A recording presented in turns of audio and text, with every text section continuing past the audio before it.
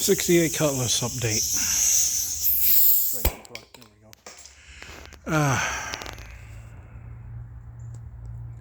That's where I'm at with the quarter panel.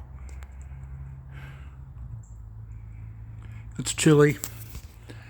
Filler takes a while to set up in this stuff. This is the finishing glaze, you know, the finished putty.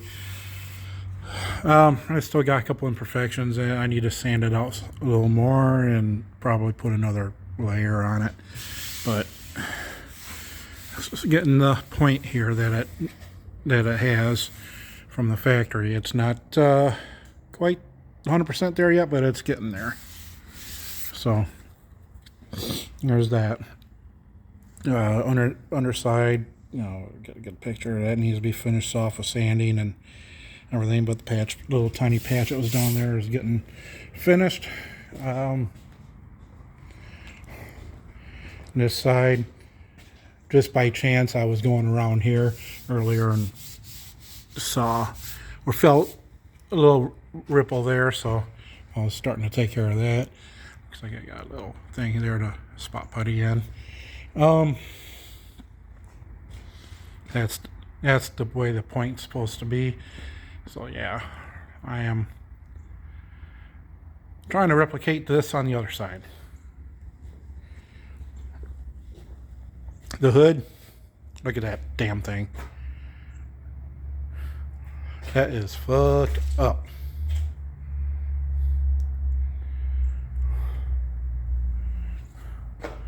So I think the best way to go about it is, you know, I'll grind it down, and you know, I put this E-coat on here, you know, last year or something, just because it was bare metal. But yeah, just maybe hammer and dolly a little bit, and then just start layering the filler on in the low spots. Try to build it up, block it all out. This is gonna take me, I don't know. If I don't have arms like Arnold Schwarzenegger after this, I don't know what would do it, because, I mean, this is bad. This is like, Jesus Christ. I don't know if I can get a good vision. Look at that. Man. Sandblaster did that.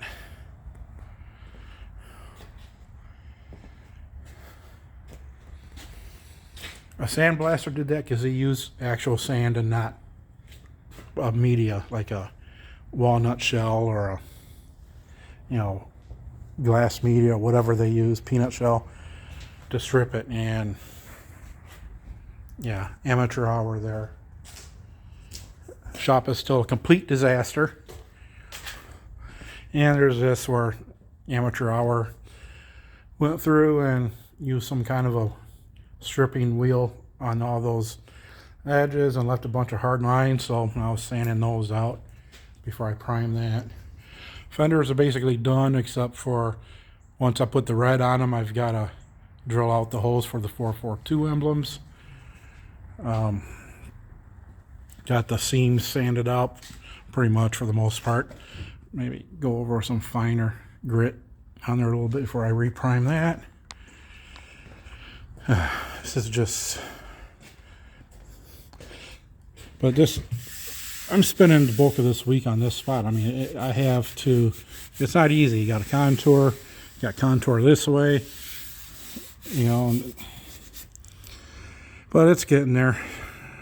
You know, once I go at it a little bit more sanding, my back is fried for today, so I'm done for today. But once I go over it with some more sanding and, you know, a little bit more putty where I need it, and sand it again, and then prime and block it. I don't know. It's a lot of work yet. But that on the body of the car, main body of the car, was the worst spot. So it stands to figure that I would be having to spend the most time on it. The rest of it was sanding and priming for the most part. A little bit of filler here and there, but, you know, it was just kind of like the hood, but not as bad. Just bullseyes and waves and crap like that. So underside this car looks like it's 6 years old. you know, given the time frame back in the day. It's really, really super clean back here on the underside. So that's a good thing. Makes it worth it. So yep. That's where we're at. Oldsmobile. So I gotta sand the jams.